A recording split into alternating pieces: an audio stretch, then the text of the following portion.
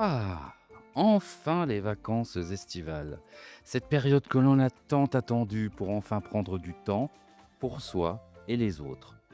Qu'elles soient sportives, reposantes, en famille, en solo, en France ou à l'étranger, elles permettent des rencontres, des découvertes et elles créent des souvenirs.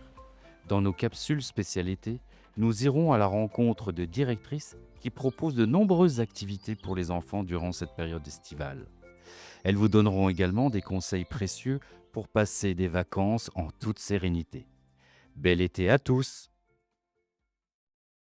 Bonjour à toutes et à tous et bienvenue dans ce nouveau numéro de Viens à la maison spécialité. Et aujourd'hui, je suis avec Marie-Agnès qui va nous parler du Sud et plus précisément de Toulon et de sa région proximale. Nous allons évoquer évidemment toutes les activités que l'on peut faire au bord de mer, au bord de mer Méditerranée, et puis tout ce qui concerne aussi la prévention, hein, la sécurité par rapport à des choses importantes qu'il faut respecter pour passer un été tranquille.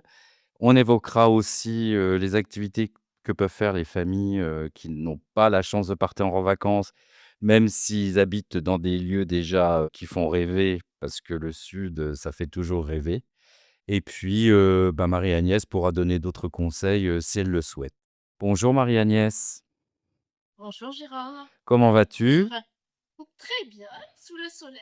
Ah bah ça, oui, je pense que vous êtes baignée de soleil et ça fait toujours du bien. Alors, tu vas te présenter tout d'abord, raconter brièvement ton parcours, évoquer ta crèche en quelques mots, dans laquelle tu travailles et puis après, on parlera des activités, de la prévention, pour passer un bel été dans le sud. Eh bien, écoutez, bonjour à tous. Je suis Marie-Agnès, infirmière puéricultrice et directrice de la crèche à la Garde, près de Toulon. Je suis d'origine du nord de la France et je suis venue dans cette belle région depuis 20 ans. Très Oui. bien. Donc, dans cet épisode, là, je m'adresse à vous, parents, professionnels de la petite enfance et les familles qui cherchent des idées simples, gratuites et naturelles et sécurisées pour occuper les enfants durant l'été, surtout quand on part en vacances. Donc, l'été dans le Var peut être chaud, parfois long pour les petits, mais il peut être aussi l'occasion de créer des souvenirs merveilleux tout près de chez soi. Donc, voici des sélections de lieux d'activités ludiques, ombragées, rafraîchissantes à faire autour de Toulon. Très bien. Alors on a Donc, je vais vous parler des sorties nature et parcs à découvrir. On va faire ça sur plusieurs épisodes parce que nous avons aussi bien la mer, les petites montagnes autour de Toulon. Donc, sorties nature et parcs à découvrir. On a quelques parcs très adaptés aux jeunes enfants du côté de Toulon. Le parc des oiseaux à Toulon. Mmh. C'est un grand espace arboré avec volières, des toboggans, des maisonnettes. C'est un lieu calme et agréable pour observer la nature et profiter d'un moment à l'ombre.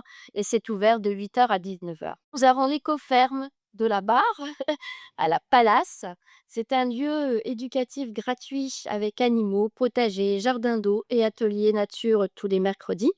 Et on y rencontre des poules, ânes, lapins dans un cadre paisible. Et c'est ouvert du lundi au vendredi de 9 heures à 17 heures. C'est bien, tu nous donnes même les excuse-moi de t'interrompre, tu nous donnes même les horaires, donc ça, c'est bien. Et puis, ça développe vraiment notre clé pédagogie verte.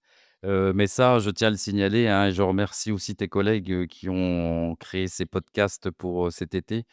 On travaille beaucoup la pédagogie verte, donc le rapprochement à la nature et ça, c'est primordial. Merci. Alors ensuite, en troisième position dans la sortie nature, nous avons le Muséum départemental du Var, qui est à Toulon aussi. Et c'est parfait quand il fait très très chaud. On y découvre la faune, la flore et des fossiles, et un jardin botanique. Et l'entrée est gratuite pour les enfants. Ensuite, nous allons passer les parcs avec jeux d'eau et rivières à explorer. Nous avons le parc Marie-Astoin à Soliès-Pont en bordure du Gapot. 3 aires de jeu, pistes de motricité, mini pump track, cascades, canaux à observer. On ne s'y baigne pas par contre, mais c'est parfait pour les jeux d'eau et l'éveil sensoriel. Nous avons le parc du Béal à l'Accro, très familial avec jardin méditerranéen, volière, enclos pour animaux, 3 zones de jeu selon l'âge et un bassin à jet d'eau coloré idéal pour se rafraîchir en toute sécurité. Et ensuite, nous avons les berges du Gapo à Soliès-Toucas, au Soliès-Pont, qui offrent aussi des petits coins de rivière ombragés. On y joue avec des épuisettes, on observe les cailloux et les insectes. Immersion nature garantie. Nous avons aussi les idées de balades fraîches. Donc, on a la forêt de Janas ou la plage de la Coudulière à Sifour, parfaite pour une balade matinale ombragée avec poussette ou draisienne, un moment de détente en fin d'après-midi.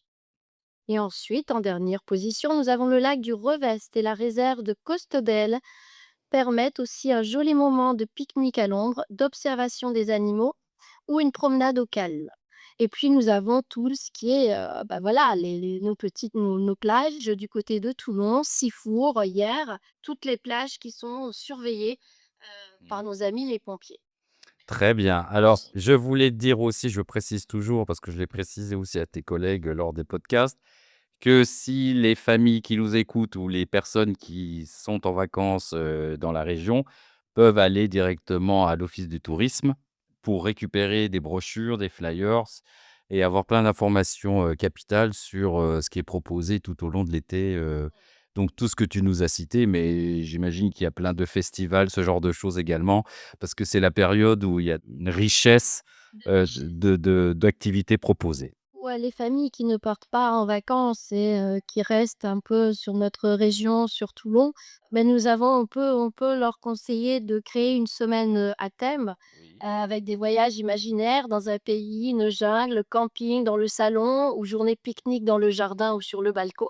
On peut faire participer nos enfants aux animations gratuites locales, cinéma en plein air, lecture en médiathèque, spectacle de rue, ateliers manuels et voilà, renseignez-vous auprès des mairies et des maisons de quartier ou centres sociaux dans nos villes auprès de Toulon.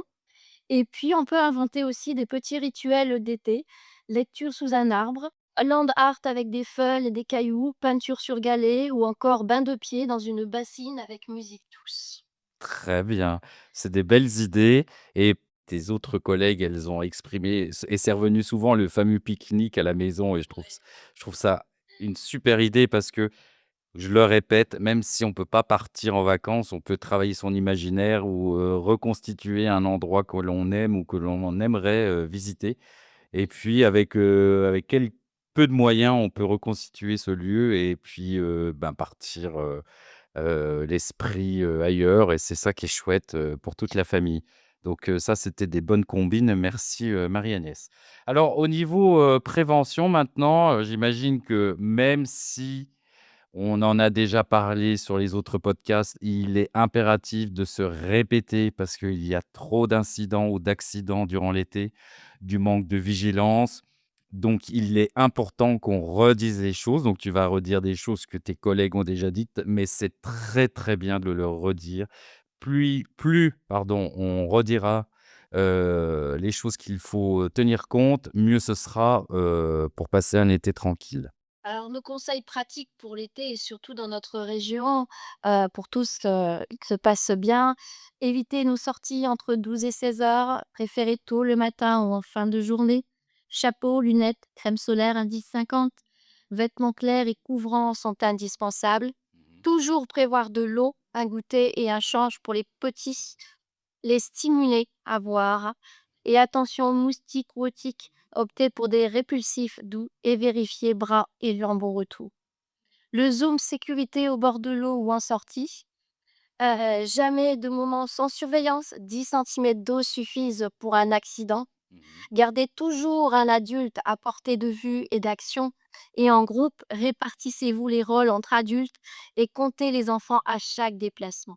Et surtout au bord de l'eau, lors de baignades au niveau de la mer, un seul adulte responsable pour surveiller vos enfants. Un moment d'inattention et c'est la catastrophe et c'est dommage.